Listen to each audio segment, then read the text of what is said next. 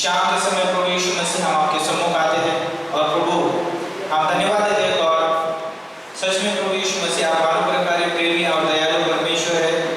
और इतना ही नहीं परमेश्वर, आप हर एक मनुष्य से बहुत प्रेम करते हैं और हम प्रार्थना करते हैं इस शाम के समय प्रभु आप हमसे बात करिए। और इतना ही नहीं परमेश्वर, हम प्रार्थना करते हैं गॉड इस आज की सभा को प्रभु यीशु मसीह आप चला लीड करना, अगुवाई करना। और प्रभु हम प्रार्थना करते हैं प्रभु खास करके जो आराधना यहाँ पर की जाए प्रभु उस आराधना में परमेश्वर आपकी महिमा हो, आपके नाम को ऊंचा उठाया जाए।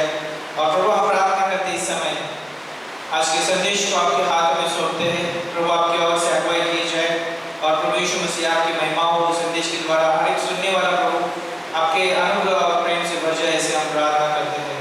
प्रभु हम खासकर प्रार्थना करते हैं हमारे बीच में यदि कोई बीमार हो और यदि कोई तकलीफ से गुजरता हो और उनसे बात करना आज और आत्मिक चंगाई, शारीरिक चंगाई लेकर आना, ऐसे हम प्रार्थना करते हैं। धन्यवाद देते हैं हर एक व्यक्ति के लिए जो यहाँ पर बैठे प्रभु यीशु मसीह जो कीमती है और मूल्यवान है। प्रभु हम धन्यवाद देते हैं प्रभु उनको इस्तेमाल करिए अपनी महिमा के लिए।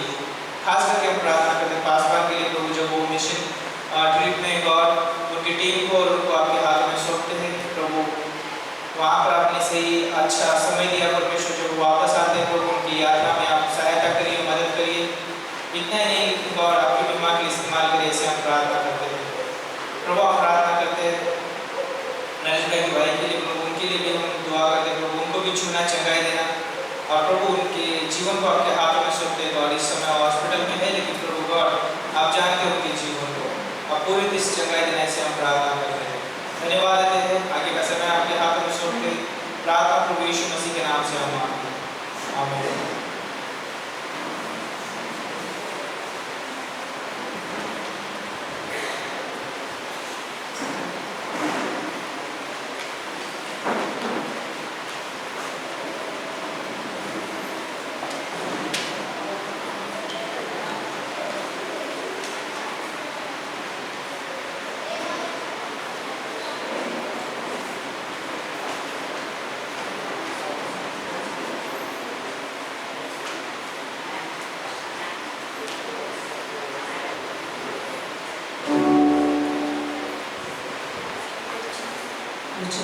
सभी को जय मसीह। आइए हम लोग स्थानों पर खड़े हैं।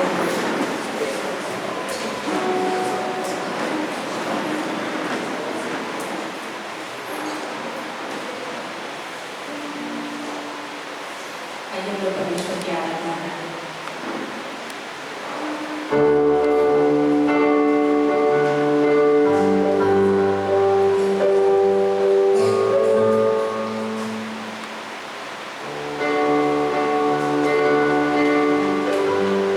गाना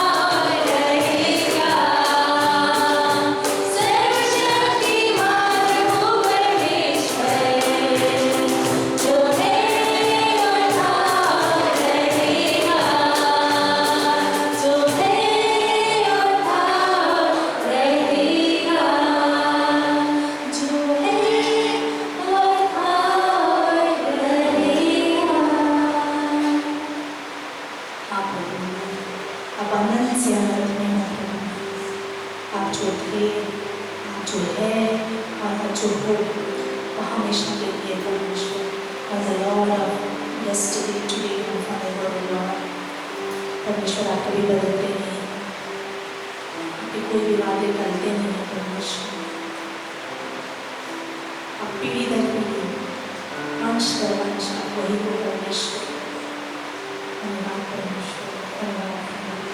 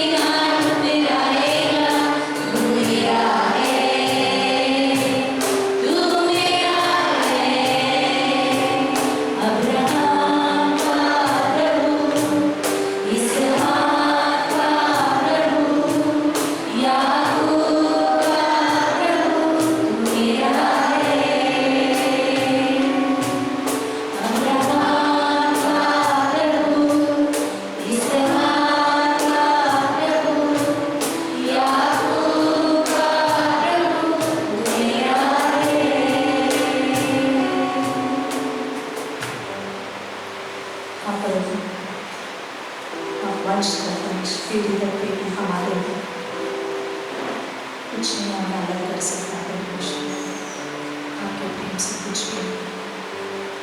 ना क्लेश, ना उपद्रव, ना ऊंचाई, ना गहराई, ना स्वर्गदूत, ना शैतान प्रभु, आपके गहरे प्यार से कोई भी अलग नहीं कर सकता परमेश्वर। आप जैसा कोई नहीं है, आप हमसे बातें करना, आपके प्यार से हमें बड़े करना परमेश्वर। हमारा प्यार हमेशा आपके प्यार से उमड़ता रहेगा।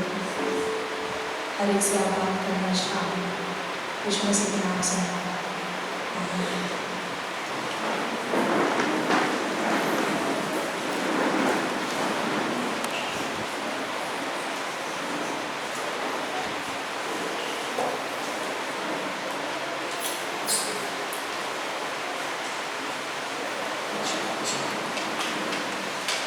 जी हाँ, हम जोरदार परमेश्वर के लिए आज जो गीत है ना, हम चाहते हैं कि हम जीवित परमेश्वर की आराधना करते हैं और उस आराधना के द्वारा परमेश्वर की महिमा होती है। तो आप सभी का स्वागत है इस कलीसिया में, आपका कीमती समय निकाल कर आए, धन्यवाद। यदि हमारे बीच में कोई पहली बार है तो कृपया आप अपनी जगह में खड़े हो सकते हैं, हम आपका स्वागत करना चाहते हैं। है कोई पहली बार? तो आप खुद के लिए ताली बजा के स्वागत करते हैं। तो कुछ खास अनाउंसमेंट इस रीति से है, जैसे कि 2 इवेंट्स आ रहे हैं, उसके लिए आप जरूर प्रार्थना में याद रखिए। जैसे कि गुड फ्राइडे है ना, आने वाले महीने में गुड फ्राइडे रहेगा, तो उसके लिए आप प्रार्थना में याद रखिए।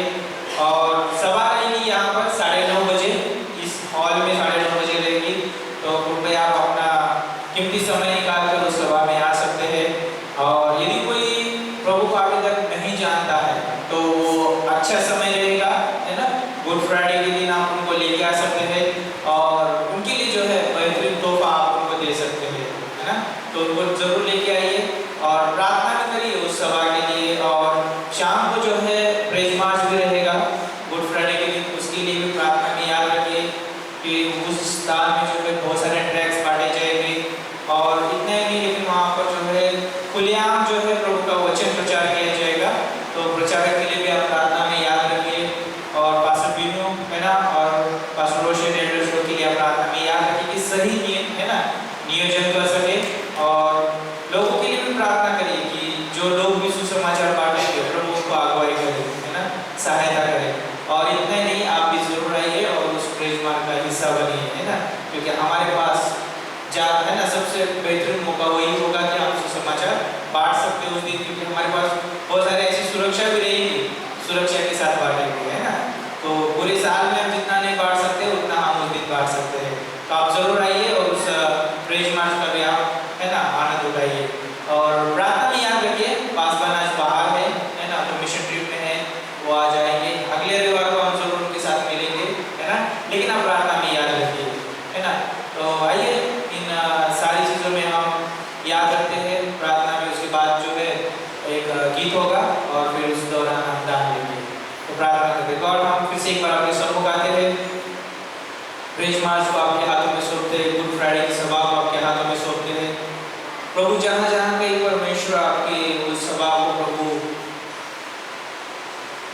किया जाएगा गॉड, आप हर एक स्थान में हर एक कलीसिया के साथ आप बने रहिए। बहुत सारे प्रभु आक्रमण होते हैं परमेश्वर, क्योंकि हम जानते हैं प्रभु आपने उस क्रूस पे प्रभु यीशु मसीह आपने वो कार्य को पूरा किया है। वो कार्य को लेकर प्रभु उस दिन सभा होते हैं गॉड, हर एक कलीसिया को, हर एक पासवान को, हर एक मिशनरियों को प्रभु हम आपके सम्मुख लेके आते हैं। हर एक मसीह भाई बहन को प्रभु आपके सम्मुख लाते हैं और सभी को आप प्रोटेक्शन दीजिए और प्रभु आपकी महिमा के लिए इस्तेमाल करिए, इसे हम प्रार्थना करते हैं। यहाँ की जो सुबह की सभा होगी और शाम का जो प्रेज मार्च होगा, वो दोनों प्रभु इवेंट्स आपके हाथों में सौंपते हैं प्रभु। वो दोनों इवेंट्स में प्रभु आपकी महिमा हो, आपकी सहायता हो, ऐसे हम प्रार्थना करते हैं। साथ ही साथ परमेश्वर आप इस कलीसिया की तमाम जरूरतों को पूरी करना और प्रभु जो भी इस समय प्रभु जो दान देंगे परमेश्वर, कलीसिया के हर एक व्यक्ति को प्रभु आपके हाथों में सौंपते हैं प्रभु। आनंद के साथ, हर्ष के साथ देने के लिए मदद करना, जिसके पास नहीं है परमेश्वर उनको प्रभु अगली बार देने के लिए मदद करना, बहुतायत से इस्तेमाल करना, ऐसे हम प्रार्थना करते हैं। हर एक व्यक्ति को आपके हाथों में सौंपते हैं, यीशु के नाम से हम मांगते हैं, आमीन। ओके, ये समय गीत होगा, उसके दौरान हम दान लेंगे।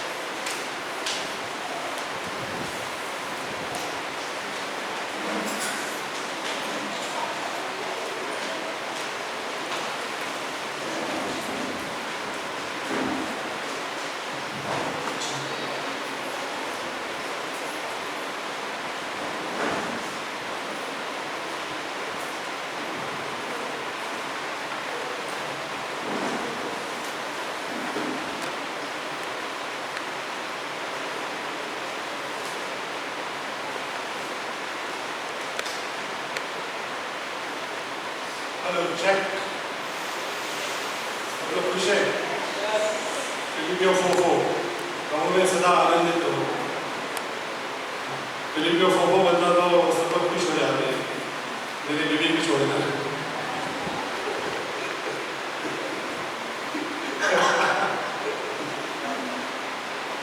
परमेश्वर का धन्यवाद हो कि हम आज सब यहाँ पर हैं और परमेश्वर हमें बहुत ही आशीषित करता है ना, हर दिन आशीषित करता है।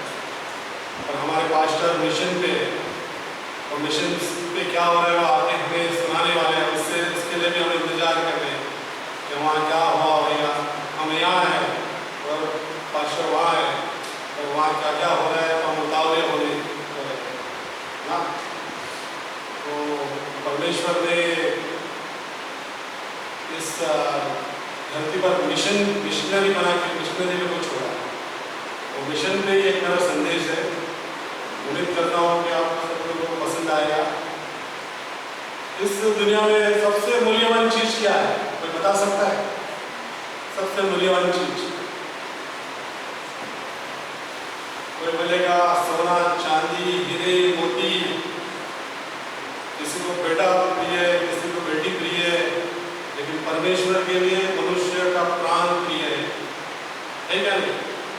सबसे मूल्यवान चीज प्राण, और परमेश्वर ने उस प्राण के लिए अपने एक लौटे पुत्र प्रभु यीशु मसीह को इस जगत में भेजा। हम अपने बेटा या बेटी को नहीं भेज सकते, लेकिन परमेश्वर ने अपने एक लौटे बेटे यूहन्ना 3:16 परमेश्वर ने जगत से इतना प्रेम किया कि अपने लौटे को दे दिया कि कोई भी प्राण नाश ना पाए और उद्धार पाए। आइए हम एक वचन पढ़ते हैं इसके लिए। लूका की किताब 19:10 क्योंकि मनुष्य खोयों को ढूंढने और उनका उद्धार करने के लिए आया। आइए प्रार्थना करते हैं। धन्यवाद परमेश्वर पिता प्रभु यीशु, धन्यवाद प्रभु इस मौके के लिए, प्रभु इस वचन के लिए प्रभु यीशु। तो प्रभु आपने दी सब चीज़ों के लिए धन्यवाद मांगते हैं। जो भी वचन प्रभु यहाँ पर संदेश प्रचार हो, आपकी अगुवाई में हो, आपके प्रभु यीशु सिद्धांतों के हिसाब से हो, ऐसे होने देना। हमारे पास्टर रोशन को भी आप ब्लेस करना, उनके परिवार को ब्लेस करना, हमारे कलीसिया को ब्लेस करना, हमारी कलीसिया के प्रत्येक लोगों को ब्लेस करना और आशीर्वादित करना प्रभु यीशु मसीह के नाम से। आमीन। कितना सुंदर बोला है लूका की किताब 19:10 क्योंकि मनुष्य का पुत्र खोयों को ढूंढने और उनका उद्धार करने के लिए आया। यह पंक्ति हमें क्या दर्शाती है? यह पंक्ति हमें यह दर्शाती है कि ईश्वरीय मिशन है, ये परमेश्वर का मिशन है। कभी कभी भारत की पाकिस्तान से लड़ाई होती है तो मिशन पर जाते हैं। कारगिल मिशन के बारे में आपने सुना है। पहला तो मुझे एक ही बता देगा मिशन क्या होता है ना। करसोड़ के लोगों के लिए समझाना थोड़ा भारी हो जाता है, लेकिन मैं अच्छी तरह समझाने की कोशिश करता हूँ कि अगर हमारा करसोड़ गाँव है, अगर उसी गांव में किसी ने कब्जा कर लिया है तो हमारे जो लोग हैं, जो बुद्धिमान लोग हैं, उनको आगे लेके जाकर वो गांव में जिसने कब्जा किया उनको हटा देने का और वो फतेह करने का वही मिशन है। तो सबसे पहला शैतान ने कब्जा किधर किया? एडन की वाटिका में किया। एडन की वाटिका में आदम और हवा बहुत आराम से जी रहे थे और परमेश्वर ने पहले से उनको आज्ञा नहीं दी थी, महान आज्ञा दी थी उनको। क्या भाई ये फल का जो झाड़ है, झाड़ का जो फल है वो मत खा। लेकिन शैतान ने उसको लज्जा दिया और हवा ने खाया और अपने पति को भी दिया। वहां से ही मिशन शुरू हो गया। वो लोग अपने अंजीर के पत्ते लेके अपने आप को ढांपने का कोशिश करते, अंजीर के पत्ते एक या 2 दिन में सूख जाते, लेकिन परमेश्वर ने वहां पर एक मेमने की बलि दी, जो पहली बलि, और उनको कवर किया। उसके पहले आदम और हवा आत्मिक आवरण में कवरिंग में थे, कलीसिया की कवरिंग में, सब लोगों को कलीसिया की कवरिंग में रहना पसंद नहीं होता, अपना इंडिपेंडेंट जीवन पसंद होता है, मुझे भी पसंद है, लेकिन मैं डीपली सोचता हूँ तो मुझे अपनी कवरिंग बहुत ज़्यादा पसंद लगता है। ऐसे पसंद होता है बाइबल पढ़ने से, बाइबल में जो भी लगने वाले जो सिद्धांतों की किताबें जो पास्टर खान ने लिखी है हमारे चर्च के सिद्धांतों के हिसाब से, मुझे बहुत पसंद है। पास्टर रोशन का संदेश भी बहुत पसंद आता है, बहुत डीपली संदेश होता है। अगर हम सुने और घर पे जाके मनन करें तो उस पर बहुत ही हम मेडिटेट कर सकते हैं। कभी कभी हमारे पास ऐसा सोचते समय नहीं है, समय सबके पास नहीं है, मेरे पास भी नहीं है समय, लेकिन समय परमेश्वर के लिए निकालना पड़ता है। करसोड़ के लिए भी मैं वही बोलता हूँ कि आता मुझे ये काम है, मुझे ये काम है, मुझे सीखने काम है, मुझे वो उधर काम है। परमेश्वर के लिए सिर्फ 2 घंटे निकालना है, ज़्यादा नहीं मांगते, संडे का 2 घंटा निकालना और वचन को सुनना है और वचन को अपने जीवन में लागू करना है। कि धीरे धीरे लोग समझ रहे, बढ़ रहे हैं परमेश्वर को। जब भी हम कलीसिया चुनते हैं तो जो मिशनरी भेजने वाली कलीसिया ना हो तो कोई फायदा नहीं है। वचन सिखाने वाली, वचन की शिक्षा देने वाली कलीसिया ना हो तो कोई फायदा नहीं है। कुछ फायदा है, अभी भी हमारे जो चर्च के स्टूडेंट में ज़्यादातर लड़कियां हैं, पास्टर रोशन का और गुरवन का बाइबल क्लास कर रहे हैं, वहाँ बहुत कुछ सीखने का मिल रहा है। और जाने के टाइम वो लोग लड़कियाँ उत्साहित होती जाती है घर पर, कितना अद्भुत है, बहुत अद्भुत है, क्योंकि शैतान का सामना करने में और भी ज़्यादा मौका मिलता है। हमारे जो भाई लोग हैं उनको भी मैं आने वाले दिनों में मैं उत्साहित करूँगा, आप लोग बाइबल का एक क्लास लेने के बाद आपको ऐसा लगेगा मैं 2 क्लास लूँगा। आपका 45 मिनट में कुछ नहीं कर सकता, हफ्ते में एक दिन। पास्टर रोशन का एक गॉस्पेल क्लास है, वो करसोड़ में हमने दिया, तो वहाँ की महिला प्रत्येक बुधवार को आती बैठती है और 2-3 लड़कियाँ भी वो देखती है और सब लिखते रहती है। उनको बहुत कुछ सीखने का मिलता है।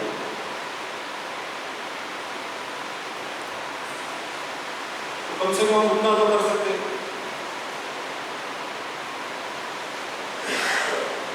मैं व्यक्तिगत रूप से कहना चाहता हूँ, जो कलीसिया योना को, पुराने नियम का योना था, अगर उसको नींवे नहीं भेजने वाली कलीसिया तो कलीसिया में लोग मत जाओ। ये मेरा व्यक्तिगत सेंटेंस है कि योना को जाने 33 जाने का जाने में बैठ गए। 33 में बहुत सुख सुविधा, लेकिन परमेश्वर को क्या था, तुम निन्वे जाओ।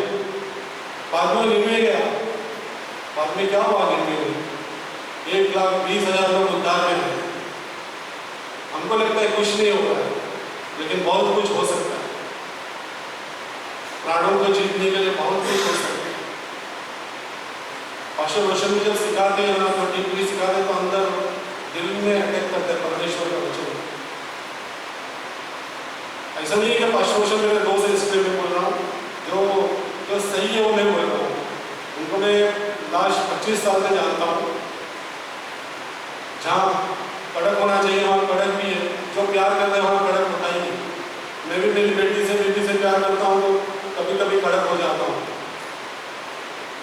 बातें 2 सेकंड में नरम भी हो जाता हूँ। मेरे बेटी से आप लोग पूछ सकते हो।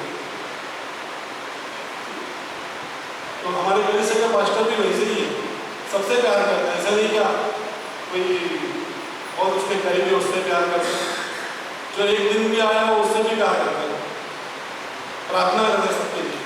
हम लोग प्रत्येक बुधवार को यहाँ बैठते हैं प्रार्थना करने के लिए। और हमारे चर्च का ये सेंटेंस मुझे बहुत अच्छा लगता है, चर्च की सब एक्टिविटी में सब लोग आते हैं, लेकिन एक प्रार्थना बोलेगा और बाइबल क्लास बोलेगा तो सब लोग पीछे हट जाते हैं। लेकिन वहीं तो हम लोग को सीखने के मिलता है मेरे भाई। वहाँ से जो सीखने को लोग कहीं नहीं मिलेगा। हम लोग को डीपली से वही शैतान नहीं चाहता। आप लोग 10 हफ्ते में एक बार यहाँ पर 2 घंटा आके बैठोगे, 45 मिनट संदेश सुनकर 45 मिनट के बाद बाहर चले जाओगे तो जाने का वो सब भूल गए। लेकिन अगर उसी वचन पर आप लोग मनन करोगे तो आप लोगों को परमेश्वर सब कुछ संभालेगा, वो सब कुछ उपलब्ध करेगा। परमेश्वर नहीं चाहता कि एक भी प्राण नाश हो, तो हमें जो नाश होने वाली आत्मा है उस तक पहुंचना है। परसों हम लोग क्यों जाते हैं, मैं और दिलीप पवार, कभी मैं नहीं फोन करता, दिलीप पवार मुझे फोन करता है, दिलीप पवार में हम दोनों नहीं फोन करते, वहां से गोदी भाई का फोन आता है, वो क्या इनार है कि नहीं इनार है, हाँ इनार है, हमें इनार है। तो ऐसा कोऑर्डिनेट होना चाहिए, एक दूसरे को मिलने के लिए उतावले होना चाहिए। एक प्रेमिका को मिलने के लिए कितना उतावला होता है, होता क्या ना होता है। अभी किसी के एंगेजमेंट होने की हो तो समझो रोज मिलते, अच्छी बातचीत होते, तो एक उतावलापन होता है। वैसे ही यीशु मसीह को मिलने के लिए हम लोग उतावले होना चाहिए। हम लोग कभी कभी एक दोनों मेरे चर्च ही नहीं आते,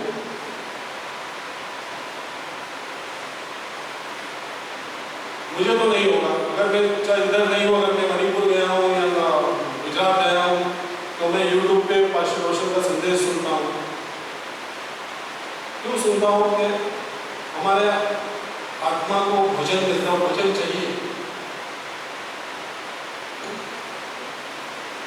हम लोग एक दिन भोजन नहीं खाएंगे तो दूसरे दिन पैं करने लगते हैं, मुझे भी वैसे ही होता है। अगर एक दो तीन दिन अगर उनको चिकन नहीं मिला, मच्छी नहीं मिली तो मैं पैं करने लगता हूँ। ऐसे परमेश्वर का वचन को भी हम ग्रहण करना चाहिए और परमेश्वर सब कुछ संभालेगा, वो नहीं छोड़ेगा। लास्ट वीक मेरा छोटा भाई है, सबसे छोटा है, सबसे प्यारा है, मम्मी डैडी का भी बहुत प्यारा है और सबसे लाडला है। तो उसको ब्रेन स्ट्रोक हो गया, तो जब हॉस्पिटल लेके गए तो बोला कि भाई बचना मुश्किल ही है। मैंने तभी यीशु मसीह की याद किया, प्रार्थना किया, बाद में उसको हॉस्पिटलाइज हो गया, अभी भी वो केम हॉस्पिटल में है। तो सर्जरी के लिए डॉक्टर ने बोला 3.5 लाख से 5 लाख रुपये की जरूरत है। मेरे से हो सका उतना मैं इधर उधर हाथ पैर मारा और प्रार्थना तो सबसे इम्पोर्टेंट। प्रार्थना किया था तो वो जहाँ काम करते वहाँ उनकी बॉस की पत्नी ने 1 लाख रुपया केम हॉस्पिटल के डीन से बात करके भेज दिया और उनको डाटा कि मेरे पेशेंट को बाहर क्यों रखते हैं। वो फटाफट अंदर के उन्होंने ट्रीटमेंट चालू कर दिया और ये उनका हेल्थ स्टेबल है। मैंने मेरे प्रभु यीशु मसीह को बोला कि मेरे भाई को एक चांस दे दे कि मैं उसको सुसमाचार सुना सकूं। सबसे क्या है, ये जगत छोड़ने से पहले सुसमाचार सुना ताकि वो ध्यान कर सके। मेरा भाई है, उस लोग ऐसा लगता है कि वो कैथलिक चर्च का पादरी होता ना, वैसे अभी वो पादरी बन गया है, लेकिन ऐसा स्टेटमेंट घर पे यूज करते हैं। लेकिन ये लोग को ये पता नहीं कि सुसमाचार क्या है। प्राणों को बचाने वाला है सुसमाचार, प्राणों को जीतने वाला। प्रभु यीशु मसीह स्वर्ग छोड़ने के धरती पर आया। सब लोगों को मजाक लगता है, लेकिन एक मजाक नहीं है, सच्चाई है। तो सच्चाई ग्रहण करने के लिए सब लोगों को बहुत तकलीफ हो जाती है। मेरा धर्म, ये धर्म, वो धर्म, कुछ नहीं है। अच्छा कर्म करोगे तो बोलते हैं वापिस मनुष्य का अवतार मिलेगा 7 जन्मों के बाद।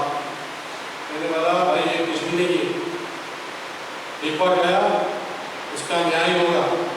अगर विश्वासी है तो बच गया, अविश्वासी है तो उसका न्याय होना ही होना है श्वेत सिंहासन के सामने। तो मुझे वो हमेशा दर्द रहता है। मेरे करसोड़ वाले जो भी है मेरे आदिवासी भाई बहन, उसके लिए मुझे दर्द रहता है कि कलीसिया में जितने मेंबर बैठे, 1 घंटा जमीन में टेरेस पे जाता हूँ जॉगिंग करने, तो सबको याद करके प्रार्थना करता हूँ। ऐसे नहीं बोल रहा कि मैं कर रहा हूँ, मैं ये चाहता हूँ कि आप भी वैसी प्रार्थना करें कि हमारी कलीसिया में जो खोए लोग हैं, जो बाहर खोए गए लोग कलीसिया में आके उद्धार ग्रहण करें और आने वाले दिनों में वो कलीसिया में सेवकाई में आने वाले। हम देख सकते हैं नए नियम में सामने सामरी स्त्री ने उसको ग्रहण किया, पूरा गांव को बुला के लेके आई। प्रभु यीशु मसीह ने अंधों को दृष्टि दी, लंगड़ों को चलाया, मुर्दों को जिलाया।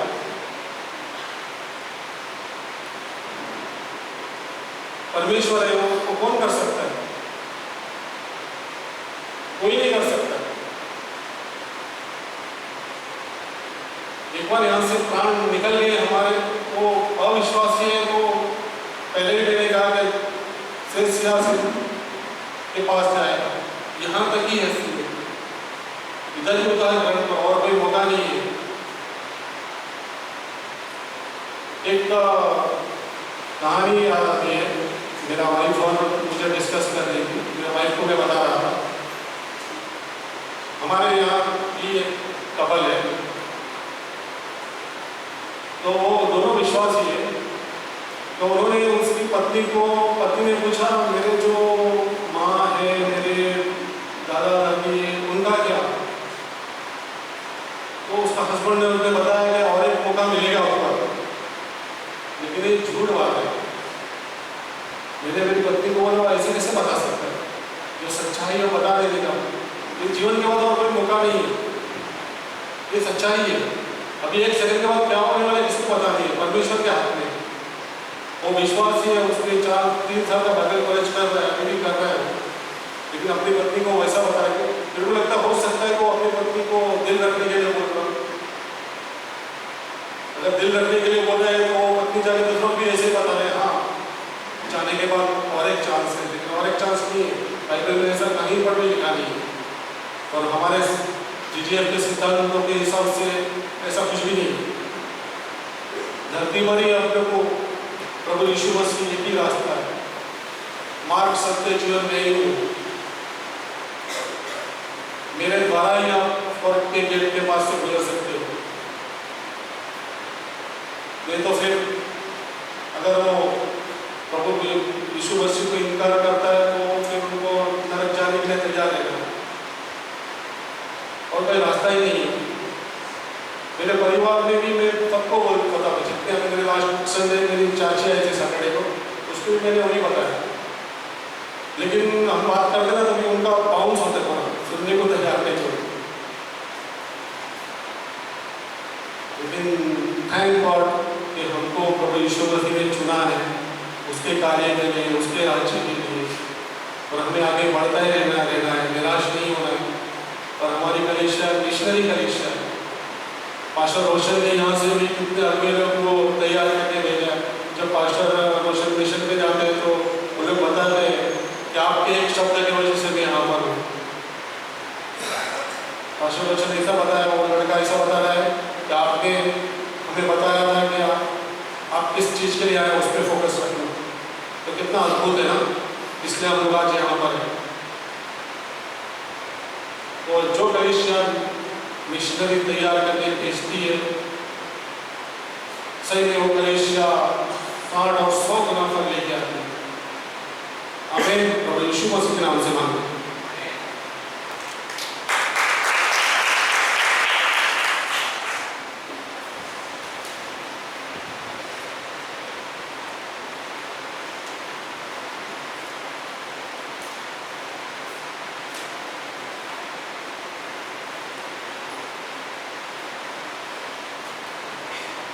सबको जय मसीह की। सब लोग है और अच्छा संदेश का कोई वो से प्रेम करना, कहीं ऐसा ना हो कि हम ही खो जाए इधर बैठे बैठे, है ना। सब लोग जागरूक है और प्रेस गॉड। परमेश्वर जो है उसे बहुत प्रेम करता है, याद रखना है हमें, क्योंकि परमेश्वर का प्रेम कभी बदलाव की मांग नहीं करता, लेकिन बदलाव लेके आता है। इसलिए जो है वो परमेश्वर का प्रेम बहुत महान है। तो जिसमें सोच रहा था उस संदेश के बारे में कि परमेश्वर मनुष्य से प्रेम करता है, इसलिए वो धरती पर आया, है ना। और आकर जो उसने क्या किया, सारे मनुष्य जाति के लिए क्या किया, अपने प्राणों को त्याग दिया। और इतना ही तो हमारे लिए वो फिर से जी उठा। कितना है ना प्रेमी परमेश्वर है। तो कुछ समय जो है मैं आपके बीच में प्रभु का वचन बांटूंगा, तो मेरे साथ प्रभु का वचन पढ़ने के लिए निकाल सकते थे। पहला यूहन्ना की किताब उसका 3 अध्याय उसका 16 पद। पहला यूहन्ना की किताब उसका 3 अध्याय उसका 16 पद बोलता है, उसमें हमारे लिए अपने प्राण दे दिए और हमें भी भाइयों के लिए प्राण देना चाहिए। तो ये पंक्ति जो है बहुत खूबसूरत है। शुरुआत में क्या कहता है? हमने प्रेम इससे जाना, किससे कि यीशु मसीह के जीवन से जो है हमने उस प्रेम को जाना। उसने क्या किया? हमारे लिए उसने अपने प्राणों को क्या किया? दे दिया। सोचो कि वो परमेश्वर हमसे कितना प्रेम करता है और उसने जो है हमारे लिए अपने प्राण को दिया। आइए प्रार्थना करते हैं। गॉड प्रभु आपके सम्मुख आते हैं, आपको ऊंचा उठाते हैं प्रभु, इस संदेश को आपके हाथों में सौंपते हैं प्रभु। ये वचन आपका है, आपके लोग हैं, आपका दास है गॉड। आप अपनी कलीसिया से बात करिए प्रभु। ये मेरे शब्द ना हो लेकिन प्रभु आपके शब्द हो जो आपकी कलीसिया के लिए लाभदायक हो प्रभु। उन्नति का कारण हो परमेश्वर। धन्यवाद देते हैं, प्रार्थना प्रभु यीशु के नाम से हम मांगते हैं, आमीन। तो मेरे इस संदेश का टॉपिक ये होगा, परमेश्वर के प्रेम से दूसरों से प्रेम करना। हम अपने प्रेम से जो है दूसरों को प्रेम नहीं कर सकते हैं। क्यों पता है? क्योंकि उसमें जो है हमारे प्रेम में स्वार्थ होगा, हमारे प्रेम में जो है बोलते कि मांग भी होगी, चाहत होगी हमारे प्रेम में। लेकिन परमेश्वर के प्रेम में जो है मांग नहीं करता है, या परमेश्वर का प्रेम जो है जबरदस्ती भी नहीं करता है। कई बार ऐसा होता है कि मनुष्य के प्रेम में जबरदस्ती भी होती है, और अगर आप संसार में देखोगे तो बहुत जगहों पे आपको ये पाया जाएगा, है ना। यदि जो है माता पिता बच्चे से प्रेम करते हैं तो वो बोलते हैं कि हमारे लिए जो है जब हम बुजुर्ग हो जाएंगे तो तुझे हमें संभालना पड़ेगा, उसके ऊपर थोप देते हैं। लेकिन परमेश्वर वैसा नहीं है। परमेश्वर हमसे कोई मांग नहीं करता है, लेकिन वह हमसे क्या करता है? प्रेम करता है। और वो परमेश्वर का जो प्रेम जो है सर्वोच्च प्रेम है, वो साधारण प्रेम नहीं, वो बहुत ऊंचा प्रेम है। और वो जो है परमेश्वर का गुण है, परमेश्वर का जो है चरित्र है। तो जैसे मैं यहाँ पर इस पंक्ति के ऊपर सोच रहा था कि हमने प्रेम इससे जाना कि उसने हमारे लिए अपने प्राण दिए। क्या कोई हमारे लिए प्राण देता है? आज पता है, कोई व्यक्ति अगर प्राण देता है तो फेमस होने के लिए देता है। परमेश्वर जब इस धरती पर आया तो अपने आप को दिखाने के लिए नहीं आया या फेमस होने के लिए नहीं आया। जब नरेश भाई ने पंक्ति को कोट किया लूका का 19:10 में, मनुष्य का पुत्र खोए को ढूंढने और उनका उद्धार करने के लिए आया। उसका उद्देश्य ये था, उसका मकसद ये था कि वो हमसे प्रेम करता है क्योंकि मनुष्य इस संसार में खो चुका था और उसको जो है वो ढूंढने के लिए आया। और उसने जब ढूंढा तो प्रेम के द्वारा ढूंढा, और जब उसने जो है उस मनुष्य को उबारा तो प्रेम के द्वारा उबारा। और इतना ही नहीं, आज भी वो हमसे वैसा ही प्रेम करता है और हमेशा वो करता रहेगा। पता है, आराधना के समय पे जो है दीदी ने एक बात कही कि परमेश्वर का प्रेम जो है बहुत महान है, और उन्होंने कहा कि है ना, वो उनका संदेश इसलिए दे सकता कि वो प्रेम जो है, जैसे रोमियो का 8 से उन्होंने कोट किया है ना, कि उस प्रेम से हमें कोई अलग नहीं कर सकता है, ना ऊंचाई ना गहराई, है ना स्वर्गदूत ना शैतान, उस प्रेम से कोई अलग नहीं कर सकता। क्यों पता है? उस प्रेम में परमेश्वर के पुत्र का बलिदान है, और उस बलिदान की वजह से जो है हमारे ऊपर छाप लगी है। उस प्रेम में जो है परमेश्वर का जो है पुत्र का बलिदान है, और हम जानते हैं उसने क्या किया हमारे लिए, और उस कार्य को जो है कोई मिटा नहीं सकता है। वो कार्य जो है ताजा है। तो कुछ चीजें जो है जिसमें सोच रहा था, अगर यूहन्ना पहला यूहन्ना का 4 अगर आप अध्याय में पढ़ेंगे, वहां पर प्रेम के बारे में लिखा है, जो है बोलता है यहाँ पर परमेश्वर प्रेम है। आज संसार में लोग ये बोलते हैं कि प्रेम परमेश्वर है, नहीं, परमेश्वर प्रेम है, और परमेश्वर का चरित्र उसका गुण है प्रेम, और वो प्रेम करना कभी भूलता नहीं है। कई बार होता है कि अगर बच्चे ने हमारे प्रति कुछ गलती की या किसी व्यक्ति ने हमारे प्रति गलती की तो हम उसको प्रेम नहीं करते, उससे नफरत करते हैं, है ना। उसके विरोध में हम सोचने लगते